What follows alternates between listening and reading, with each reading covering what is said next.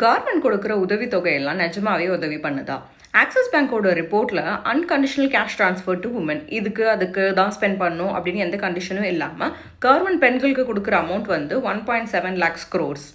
So 2014 கென்யாவில் ஒரு NGO 3 வருஷம் நடத்தின ஒரு எக்ஸ்பெரிமெண்ட் என்னன்னா, எந்த இன்ஸ்ட்ரக்ஷன்ஸோ கண்டிஷன்ஸோ கிடையாது, ஜஸ்ட் கேஷ் கொடுத்து எக்ஸ்பெரிமெண்ட் பண்ணியிருக்காங்க.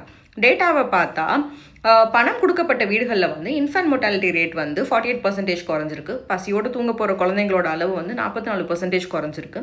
சேவிங்ஸ் கூடியிருக்கு, பிஸ்னஸில் இன்வெஸ்ட் பண்ணியிருக்காங்க, குழந்தைங்களை படிக்க வச்சுருக்காங்க, பெட்டர் ஹெல்த் கேர் கொடுத்துருக்காங்க. ஸோ பொருளாதாரத்தில் பின்தங்கிய குடும்பங்களுக்கு வந்து இதில் அதில்ன்னு சொல்லாமல் உங்களுக்கு எது முக்கியம்னு படுதோ அதில் செலவு பண்ணுங்க அப்படின்னு கொடுக்குறப்போ அவங்க குடும்பத்துக்கு எடுக்கிற முடிவு வந்து ஆட்சியாளர்கள் எடுக்கிற முடிவை விட பெட்டராக இருக்குது.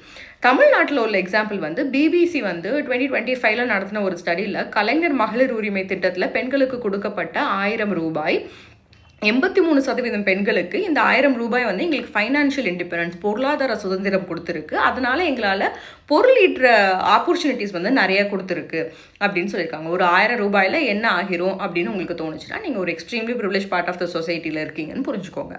இவ்வளோ நல்லது இருந்தாலும் இதில் பிரச்சனையும் இருக்குது. இந்த மாதிரி உதவித்தொகையெல்லாம் வந்து ரெவன்யூ எக்ஸ்பெண்டிச்சர், ஷார்ட் டேர்ம்ஸில் பெனிஃபிட்ஸ் இருக்கும், லாங் டேர்ம்ஸில் பெனிஃபிட்ஸ் இல்லாமல் கூட போகலாம். ரோட்ஸ், ரயில்வே, ஸ்போர்ட்ஸ் இதெல்லாம் வந்து மேம்படுத்துறது வந்து கேபிட்டல் எக்ஸ்பெண்டிச்சர். இதில் லாங் டேர்ம் பெனிஃபிட்ஸ் இருக்கும். அண்ட் எக்கனாமிஸ்ட் எல்லாம் கவர்மெண்ட் அட்வைஸ் பண்ணும்போது கேபிட்டல் எக்ஸ்பெண்டிச்சரில் ஸ்பெண்ட் பண்ண சொல்லி தான் இன்சிஸ்ட் பண்ணுறாங்க.